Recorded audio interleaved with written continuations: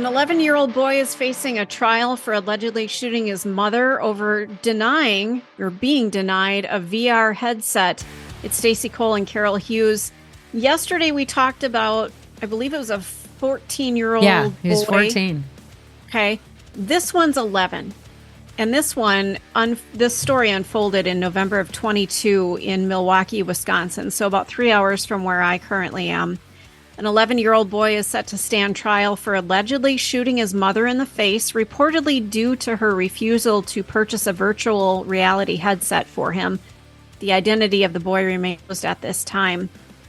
Following an evaluation by two psychologists, one of whom questioned the child's understanding of the crime and charges against him, the Milwaukee County Circuit Court Judge Jane Carroll made the controversial decision to charge him as an adult at age 11.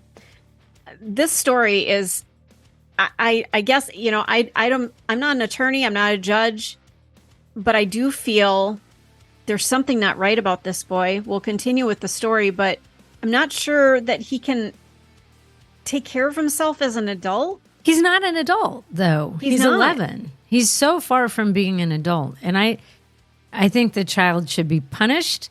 I think what he did was horrific. The other thing is this kid could have some mental health issues. I don't know. Oh, he does. But he does. Yeah. But to me, it happened here with a 14-year-old killing his mom, and they tried him as an adult. And I'm like, I don't understand that, because an 11-year-old should not be in an adult prison system.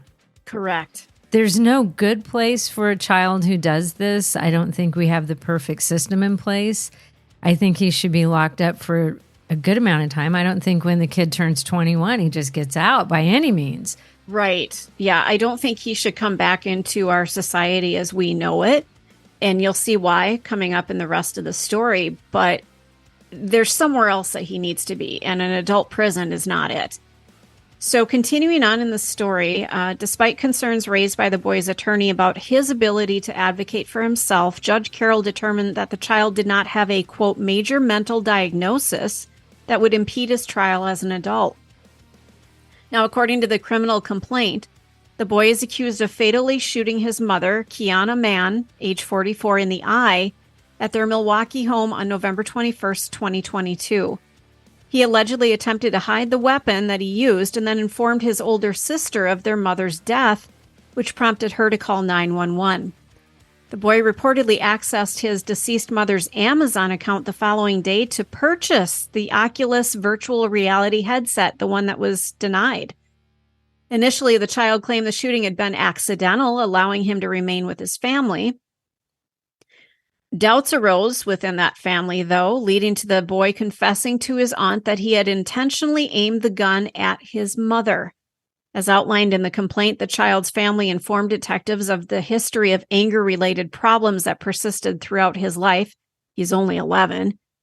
The document additionally recounted an incident from when he was 4 freaking years old, when he swung a puppy by its tail until the dog emitted distressing cries of pain. 4 years old, people. Moreover, it claimed that he ignited a fire within the family's residence by inflating a balloon with a flammable substance and setting it ablaze. We're dealing with something really profound here, aren't we? Yeah. That is, because none of that is normal. How do you not find that to be a major mental health issue? And that's my question as well. He was evaluated by therapists. It looks like a therapist had reportedly diagnosed him with a concerning diagnosis, but they don't say what that is. But because of that, it prompted the mother to install cameras in their home, but the cameras were unplugged at the time of the shooting. We don't know who unplugged them. He might have. The kid might have done that. Yeah. The child's grandmother disclosed that he had mentioned hearing voices at times, and the family had attempted to seek help for his apparent mental illness. So I'm hoping they take another look at this. He is facing charges of first-degree reckless homicide. He was previously in custody with a $50,000 bond. If found guilty, he could potentially face up to 60 years in prison. See, this is what I don't get is when they charge children. Now, when you get to the 16, 17-year-old, I think everything should be case by case basis. But, I heard an incident of a kid at school recently who was 10 years old, got arrested. I'm like, and they handcuffed him. He's 10. And so this kid who's 11, killing his mother is horrific. I am not saying that's not. But at the same time, it's so out of character for an 11-year-old to do that. Does he grasp the concept?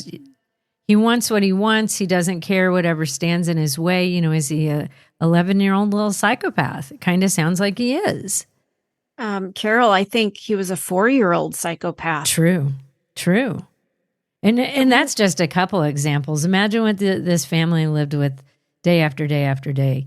And the problem with this mental health system is it's really, really, really difficult to get mental health care. And a child like that probably should be institutionalized for a little bit. And, maybe he could learn some new behaviors, but there's nothing like that available. I mean, there is, but to get into it's hard really, to get really into, difficult. though.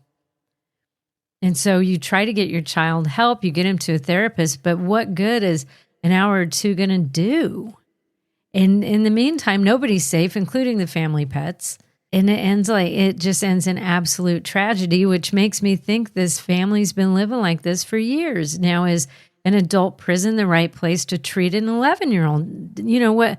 You put him in a cell with a 60-year-old armed robber? I don't know. Like, what do you do with him? I don't know. And that's something I think our country, maybe the world, has to grapple with is what do we do with mental illness? Because you can ignore it all you want. It's out there. The jobs that you and I do on a regular basis, we are dealing with mental illness cases all the time in the news. We are seeing it. We've got serial killers. We have horrific abuse stories. It's prolific in our nation, in the world. So what do we do about it? Do we continue to put our head in the sand? Or do we finally figure out how to deal with these people and give them some quality of life while protecting the rest of us? I don't know. I don't know what the right thing is, but I think it's horrific what happened. I can't even begin to imagine what this family has gone through and is going through because now, mom's gone and their little 11-year-old brother, they're trying to try him as an adult. And anybody who's been in that family, it looks like there were 4 children that this woman who was killed had. So I don't know if they were all in the house or not, but now they've experienced horrific trauma and their mom is gone. Yeah, I agree. You have to pay for your crimes. Agree. Yep. But at an 11-year-old, just putting him in a cell and locking him up and forgetting about him for 60 years hardly feels right either. Well, and I think what you're going to end up with is a 71-year-old, very angry, unrehabilitated human being coming out. Then what do we do? Right. Absolutely. Sad. That one's sad. It is. It's sad for anybody who had to experience anything that this boy was going through, and for the boy himself. He deserved better. He deserved, and not that the family failed him. I think the system failed him. You're locked into the Hidden Killers podcast. Want more? Start binging on all of our true crime podcasts right now through Apple Podcasts and get an ad-free experience when you sign up to be a True Crime Today Premium Plus member exclusively on Apple Podcasts. More of the Hidden Killers podcast dropping soon. Press subscribe now. Okay, we got him.